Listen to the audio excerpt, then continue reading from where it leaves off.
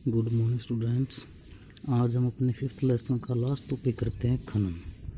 ये खनन क्या है? खनन से तात्पर्य होता है खनिज पदार्थों के उत्खनन, यानी कि खनिजों को धरती से निकालने की प्रक्रिया खनन कहलाती है। और यह मानव के प्राचीन व्यवसायों में से एक रहा है और इसी कारण से खनिजों का सभ्यता के विकास के अंदर सबसे बड़ा महत्व भी रहा है। इसी कारण से प्राचीन युग के अंदर मानव ने जिन औजारों और हथियारों के निर्माण के अंदर केवल पत्थरों का प्रयोग किया, इसलिए इस युग को हम पाषाण युग कहते हैं।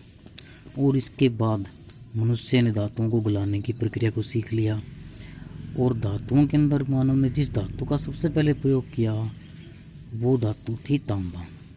और इसी के नाम पर इस युग का नाम ताम्र युग या कांस्य युग कहा जाता है। इसके बाद कांस्य का स्थान लोहे ने ले लिया तो वो लोह युग आया। और आज का जो हमारा टाइम पीरियड चल रहा है उस युग को हम इस्पात युग कहते हैं, क्योंकि आज इस्पात का सबसे अधिक प्रयोग किया जा रहा है। और इस्पात की सबसे बड़ी खासियत है कि इसको कभी भी जंग नहीं लगता है। खनिज संसाधन आज की भौतिक सभ्यता का सबसे बड़ा आधार है और बिना खनिजों के हम किसी भी उद्योग की कल्पना नहीं कर सकते। हमारा अगला पॉइंट आता है खनन को प्रभावित करने वाले कारक। खनन को दो प्रकार के कारक प्रभावित करते हैं।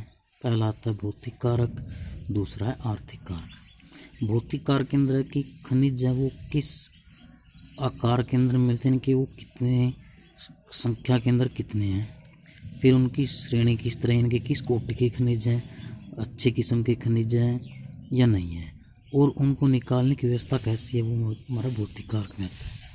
आर्थिक कारक की बात करें तो इन कारकों के अंदर खनिजों की मांग कैसी है, इनके वो खनिज जिनकी मांग ज़्यादा है उनकी वैल्यू ज़्यादा होगी, जिनकी मांग कम है उनकी वैल्यू कम होगी।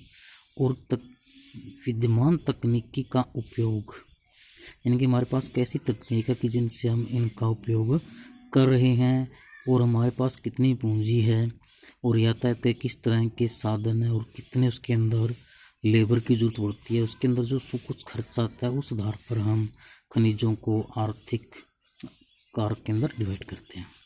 लास्ट पॉइंट आता है हमारा खनन की विधियाँ। इनके खनन के लिए दो प्रकार की विधियाँ अपनाई जाती है। पहली आती है धरातलीय खनन। इस धरातलीय खनन को हम विवरित खनिज खनन के नाम से पुकारा जाता है। और इस विधि के अंदर खनिजों के खनन का प्रयोग किया जाता है, यानी कि कम गहराई के अंदर इनकी ज़मीन को थोड़ा बहुत खोदने के बाद ही उसमें से खनिजों को प्राप्त करना ही धरातलीय खनन कहलाता है।